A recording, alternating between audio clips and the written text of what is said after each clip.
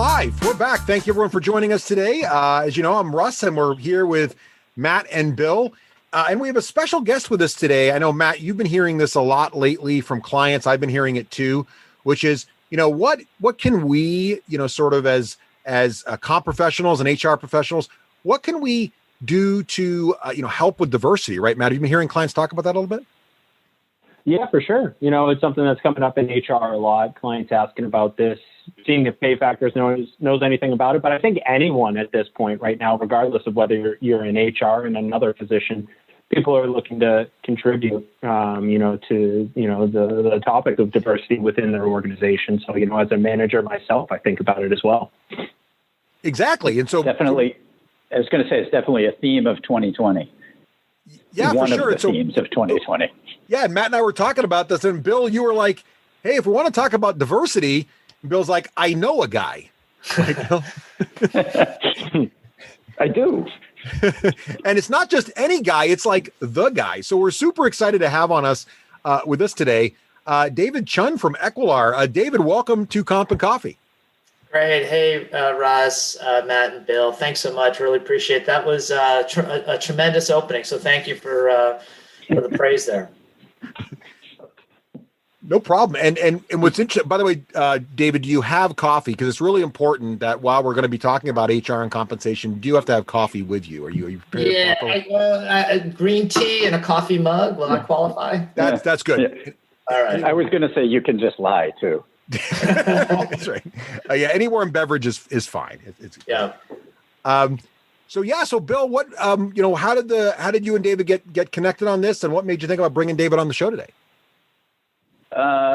Well, I guess in all honesty, what got us connected is about, 10 or 15 years ago, actually, probably 15 years ago, we were in competing businesses. I was working at a place and we had an executive pay tool. And David had started Equilar, which is the same thing. It started as basically pulling the proxy data, the top 5 executives, and just sort of that crossing paths in the marketplace, and we've stayed in touch and connected back and forth at trade shows and various other things. And then, saw what Equilar has done a whole lot of great stuff, gone beyond the top 5 and, partnered with NASDAQ and has now launched this network, diversity network. And I think all of those things make it interesting to have him here so they can talk about, how the top of the organization looks, the executives and the board level people look vis-a-vis diversity, which is a big issue now. Fantastic. So David, tell us a little bit about this. So, tell us a little bit about Equilar and this Equilar Diversity Network. That sounds really interesting. Yeah, no, thank you. And Bill, 15 years, as we were talking, I was thinking about that. And we've always had a mutual respect for each other. And so, I'm glad we've always been friends throughout all this. And, congratulations on your success and the team with Pay Factors. So the history of Equilar, we're just over 20 years old. As Bill pointed out, so my background before starting Equilar, I came from the finance world. I was working on Wall Street for a now investment bank that no longer exists, Donald Slufkin and Genrab, which is now part of Credit Suisse. But with the premise of mining SEC data, as we all know, there's a lot of great data that's required to be disclosed by companies, but the reality is it's hard to get at. And somehow we stumbled into this exec comp corporate governance area. And I built out a nice little business selling a benchmarking solution and other related solutions to companies to help set executive pay. And while collecting the compensation data, we started off with the top 5 in the SEC filings, and as Bill mentioned, we've expanded that to go beyond the top 5. So we have our top 25 survey. So as we all know, especially this audience that's listening, the CEO and CFO, you get pretty complete information, from your peer group out of the SEC filings, but it's the, 3, 4, and 5, right? Let's say your general counsel, your head of HR, every so often they'll show up in the public filings, but as we all know, the ones that make it in the public filings tend to be skewed to, they were high enough to be paid. So if you're going to benchmark off of that, you're taking a sample that frankly is not the appropriate sample. You're getting kind of the upper half of the curve, right? And so our clients actually came to us and said, hey, can you go collect and, round out, so we can have a complete view of certain positions. And so that's what led to us developing the proprietary survey. And we're excited how we help companies, we help investors, we help boards with the comp consultants and others around compensation data. While collecting the comp data, we've been building out a people database, and that's our other product called Board Edge, which the Equilar Diversity Network is part of. So we have a database of profiles that we've built of executives and board members assembling data out of public filings and corporate websites. And so companies are now using that database to source executive and board talent. And so you can go in there and say, I want a woman who had been a CFO and also chaired an audit committee. And you can literally in seconds be able to pull that together. And then the Equilar Diversity Network is part of that Board Edge solution. And the way to think of it is it's a registry of registries. And what do I mean by that? We have about 40 different organizations, diversity organizations. So it's women, people of color, sexual orientation. Just think of all different ways that one would potentially think of when it comes to diversity.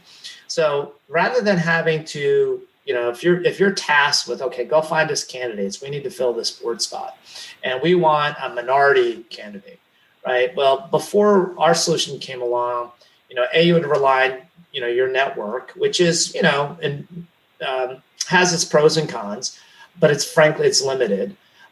Then you would go to these different organizations and they would pass along resumes or names of people, but you wouldn't have any idea, beyond what you see on the paper, no necessarily connections to these individuals. So what we've done with the Equilar Diversity Network is literally assembled all of those registries, all those lists in one place. So when you're doing that same search of a woman, minority, CFO, audit committee, you're searching across all 40 organizations simultaneously. And so you can quickly see like, oh, wow, there are 3 African-American women, 3 Black women who match the criteria we're looking for. And then within our tool, you can actually see, oh, my board member knows this other person because they sit on the Apple board, and that board member on the Apple board, knows this person because she was the CFO at this other company 5 years ago. So it allows, just like you and I would use LinkedIn. Mm-hmm. Think of this as people have said, oh, it's LinkedIn on steroids, and we've layered that diversity component on top of all this. Oh, sounds amazing. So you, at this point, then it sounds like you've gotten to a stage where you must have really good high-level insights and metrics coming out of this, in addition to people have a really powerful search opportunities. Yeah, absolutely. I mean, that's one of the things that we pride ourselves on here at Equilar is really, we like to see ourselves as a scorekeeper, right? As you've probably seen us mentioned in stories in the Wall Street Journal, the New York Times, and others, and we're often getting calls from reporters on, hey, what are you seeing with regards to trends? And so about 3 years ago, we launched the Gender Diversity Index. And so you manage what you measure. And so when we launched this in 2017, if you looked across the Russell 3000, about 15% of the board seats were women, hence 85% were men. There frankly wasn't a lot of change going on at that point. New board seats were split roughly 20-80, 20% women, 80% men. And at that pace, gender parity wouldn't be reached until 2055. Wow. And that was a statistic that was published. Exactly. That was a statistic that was published. And let's put it this way. There were a lot of people who weren't happy with that pace of change. And the other thing that really stood out when we did this was that back in 2017, 750 companies in the Russell 3000 had 0 women on their board. Wow. 25% of public companies of the Russell 3000 had 0 women on their board. When I first saw the statistic, and this is 2017, this wasn't like 1990. This is 2017, this is 3 years ago. I said, this number can't be right. I said, you guys need to go back and just, double check this, because we can't go out there with this if this thing isn't right. And so they went back, they shared the raw data with me. I didn't go through all 750 of them, but I started going through several of them. I'm like, oh my God, they're right. This is amazing. It's, it's something you saw this week, right? First time in the history of the S&P, or I don't know, maybe the first time ever in the S&P 500 that finally every company had at least one woman on their board. The reality is across the Russell 3000, there's still a pretty substantial percentage. I think it's roughly about 7 or 8% that still don't have any women on their board. But the point I did want to make, before the rate was 20-80, women and men. Now it's about 50-50 new appointments every quarter. And as a result, that parity metric that I pointed out earlier has come in quite substantially. So what was originally 2055 when we started looking at this is now 2030, and may even be sooner than that. But at least you've seen tremendous progress on the gender diversity side over the last 2 or 3 years. And I just want to clarify something there. When you said it's 50-50, I think you said of the openings or the placements. Yes, new appointments. Right. Yeah, right. New appointments. I just want to make sure that people listening caught that. It's not the boards aren't 50-50 yet. No, they're not. But it's gone on the Russell 3000. It's gone from 15 to about 23%. So it's almost a quarter now. So versus 1 to 5, right? 6. Versus, 1 out of 6. Now it's like 1 out of 4, right? But the refreshment rate. So let's say there are 100 new board seats this quarter, 50 women, 50 men. Right. Wow.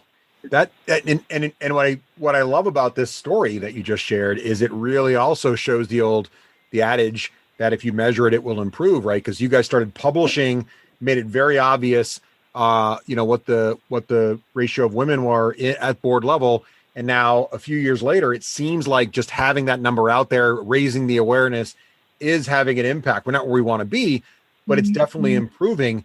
But it also sounds like we're looking still at one of the diversity dimensions here. What about things like people of color? What about, sexual orientation? How are we doing on those fronts? Are we measuring them successfully today? Yeah. So where are we on that? So earlier this year when we looked at it, at least on the ethnic diversity, I'll break it into the 3 most visible or more easily tracked groups. So this is a S&P 500 number. So Blacks, roughly about 8%, Hispanic, Latinx, about 4%, and Asian American community, roughly about 4% too.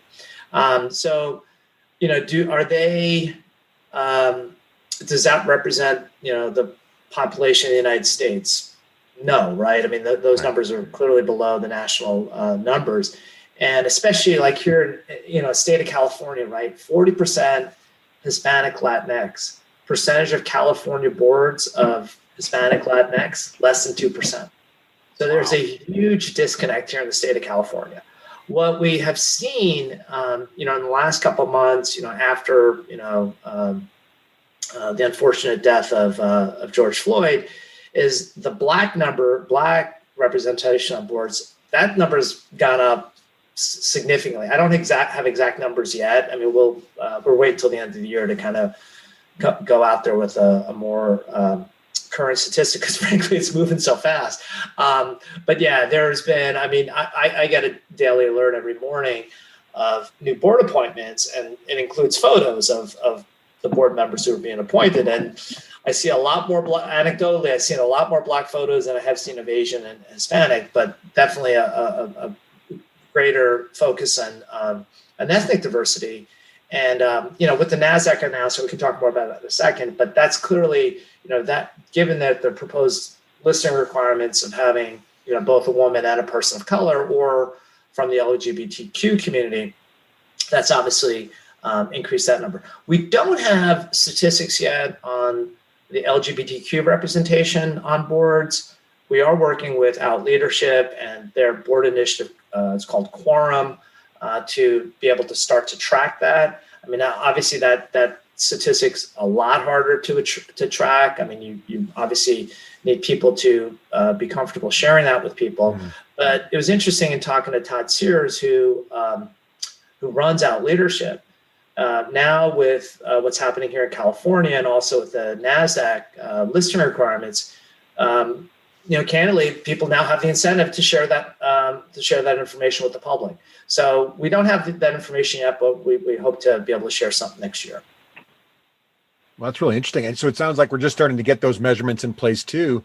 But it also sounds like that a lot of the social and political climate that occurred in 2020, I think a lot of us want 2020 behind us, but there's also a lot of good learnings in 2020. And hopefully, the drive for more diversity is definitely part of that story, right?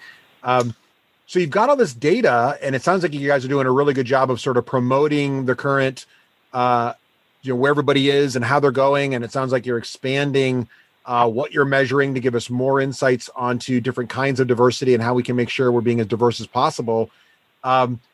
What's the next step? Now that you've got the data, what's sort of the next phase for you guys in the Equilar Diversity Network? Yeah. So so NASDAQ announced their initiative a couple weeks ago. Part of that initiative is the partnership with us. We're excited. I mean, we're absolutely changing. We're changing, disrupting, for lack of a better term, how companies are sourcing board members. So I'm excited that, as part of this, working with our diversity network partners, just like we've done in the comp world, we've built a digital solution, and just like you guys are doing with pay factors, right? How do we empower our client base? How do we give them opportunities to, give them an opportunity, exposure to, and opportunities to work with their C-suite and their board?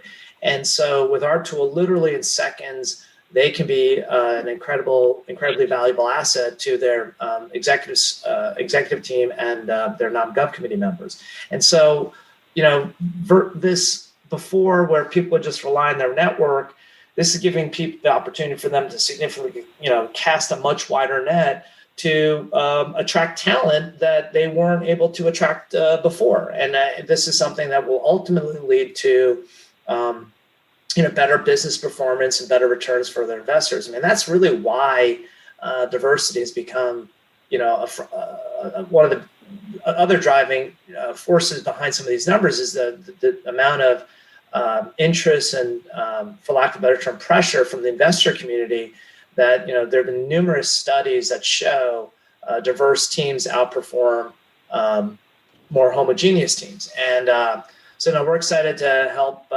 businesses access that talent. That's fantastic. Do you have any? Go ahead, Bill. I was going to say, do you have any alert to everyone, putting David on the spot here? Any stories or amalgamations of stories of, HR people or comp people that have, sort of, I guess, stepped out of their comfort zone and gotten involved in looking at like finding diverse executives or board members, and sort of broaching that, the idea of getting involved with the board function and the board selection as a way of, I guess, stepping up and expanding their horizons. Yeah, without question. I mean, I don't want to share necessarily names of individuals, but of course, yeah, but many heads of HR definitely see this as an opportunity, because let's face it, a lot of these heads of HR, they're thinking about sort of post, my corporate career, would love to join a board someday, right? And as the best way to eventually be in position to join a board is to know more board members, right?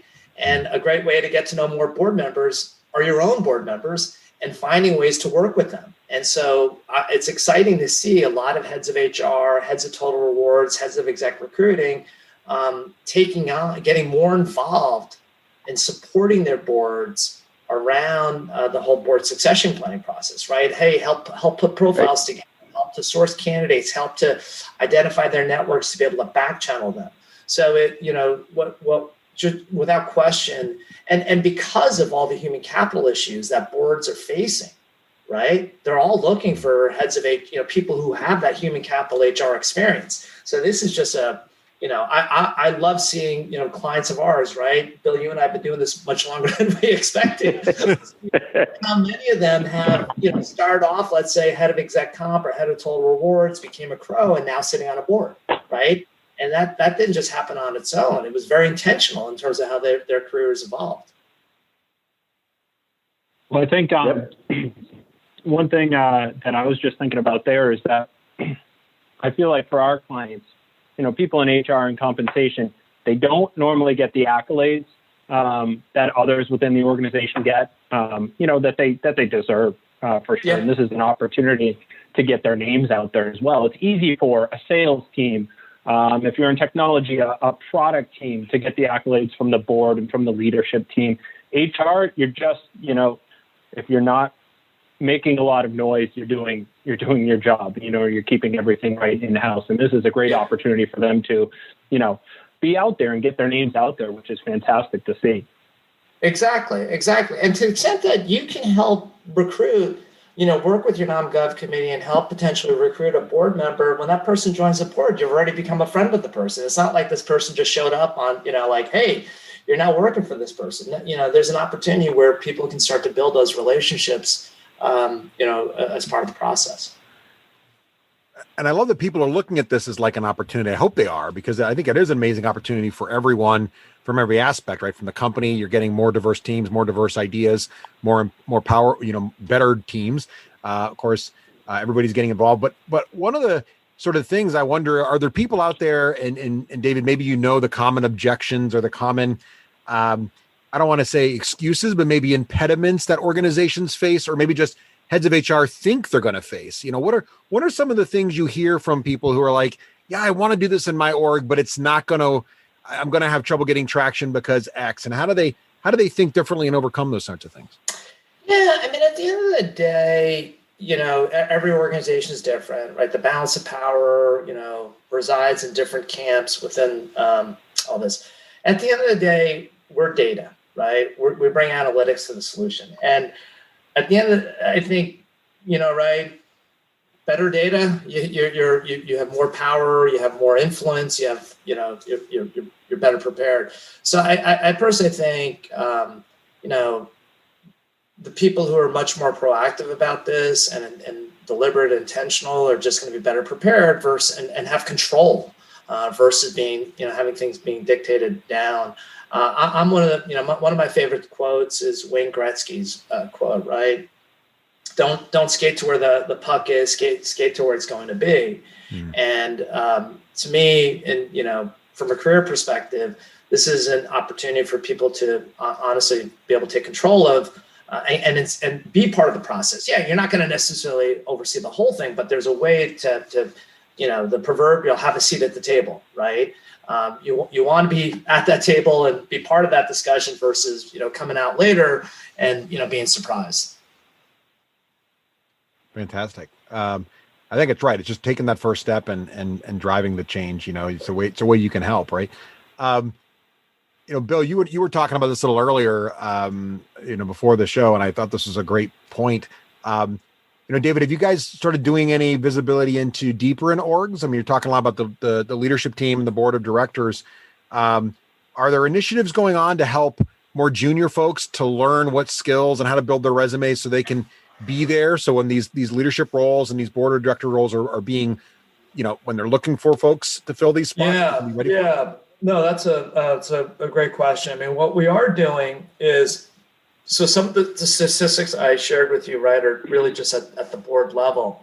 But the question is inevitably, what's the pipeline look like? And so we actually did a study for the Wall Street Journal earlier this year that looked at key executive roles in the C-suite and looked at the gender representation.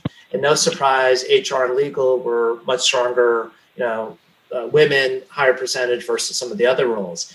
And we're our plan is in next year to do, well, we've actually already started, but doing the same thing for the minority representation, to a certain extent, if possible, be able to get the sexual orientation representation. But because that's the question is, okay, we've got all these board seats that we want to fill, but we can't have, these board members sitting on 10, each of them sitting on 10 boards. So where are they going to come from? It's going to come from, the pipeline of talent that's one step away. And we just want to make sure that it's easier for our clients to be able to source them. Fantastic.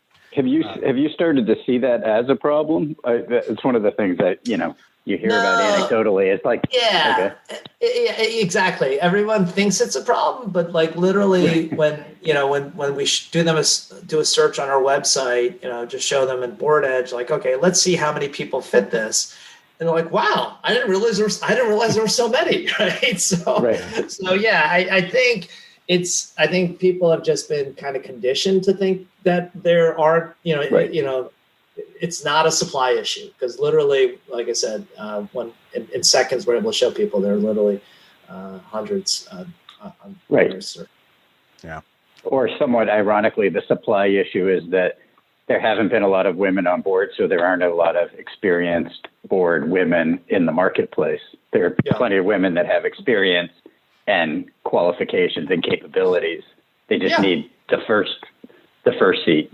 Exactly. Because as you pointed out, they're working with boards today, right? The CFO, the general counsel, the head of HR, running business units, marketing, sales. So they're all interacting with their board. Have they officially had a board seat? No. It's kind of like, it's the catch-22, right? You want, you got to get that first break, and then once you get it, then you're in high demand. That's really great. I think that's right. I think the supply issue is in some ways where I was going earlier about the excuse, right? That might be the excuse more than the reason this stuff's happening. This sounds fantastic and really exciting to me. I can't wait to see where all this goes, but it seems like it can only go in positive directions. As you think about 2021, you sort of mentioned some initiatives you guys have going on there around, getting a little deeper into building that funnel, helping people do that. What are some other big initiatives and partnerships you have going on in 2021? What are some of the big goals for next year? Yeah, what we, Bill will appreciate this because he followed the Equilar story. The exec comp piece is just like we've been pretty widely used in the exec comp area with our comp databases. Our plan is hopefully the same thing on the board and the executive recruiting side with our Board Edge tool. And we just announced an NASDAQ partnership. Very excited to continue to expand on that going into next year. But yeah, just adding more angles around diversity. We're up to about 40 to 45 different groups that are part of it. And we've got another 10 or 15 in the pipeline. So we haven't set a hard target for next year, but I just got off a call with somebody this morning. She's with a group called Private Equity. There's a women's group for private equity. She wanted to get her group in. So there's just so many other interesting and exciting groups that, frankly, I didn't even know existed. That now that they've heard about the NASDAQ announcement, like, oh, we got to get our members in there. So we just want to be that gathering place for that executive and board talent. Fantastic. Sounds like an exciting year. So I know we're getting a little long on time here, and I know everybody's got a lot going on. The holidays are upon us. But David, I want to ask you one more question. A lot of times you listen to one of these kinds of shows and you get excited and you're thinking about, I want to be involved. I want to do something for my org. It's a great opportunity. For me, it's a great opportunity for the company. The New Year's right around the corner. I want to make a resolution to make a difference. What should be their first 2 or 3 steps as they're thinking about this on January 2nd? What are some things they can do to start to move in the right direction here? Yeah, there are a couple of things. We have a number of people who have added and built their profiles on our platform. So if they're kind of later in their career and are thinking about board opportunities, sit in on one of our webinars. Obviously, if somebody wants to see a demo of the product, happy to do that too. But get involved with one of these groups. If you happen to be like I said, we're working with the Executive Leadership Council, Latino Corporate Directors Association, and they all have different initiatives to get more of their members on board. So absolutely take advantage of resources that you're probably already part of. Fantastic. Well, David, go ahead. Wait, can I jump in? Yeah, please. If I'm hearing you correctly, and it does make a difference to be part of the network versus just being part of LinkedIn. Assuming everybody listening here is in LinkedIn, but LinkedIn's not optimized for this kind of position, this kind of matching, if you will, and that if you want your diversity and your executive board level experience noted, this would be the place to be, right? Not to ask a leading question, David, or anything. That's we hope the world is seeing it that way, but that's a fair point in the sense that a lot of the Jamie Dimons of the world and the Tim Cooks, they're candidly they're not that active on LinkedIn. There's not much out there, so companies that are looking for kind of senior level talent, we're excited obviously LinkedIn is an amazing platform, but there are absolutely gaps that we help fill out. Right.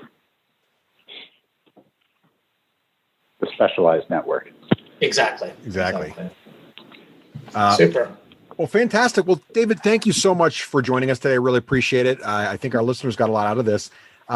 If you're listening to this and you want to give us some feedback, let us know more. Send us an email to coffee@payfactors.com or tweet us over at payfactors.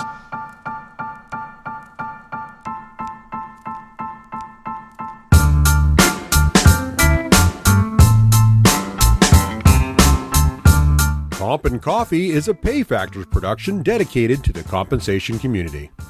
We welcome your feedback. Send email to coffee@payfactors.com, tweet us at payfactors, or share your thoughts in our PayFactors community tile. Until next time, keep your coffee hot and your data fresh.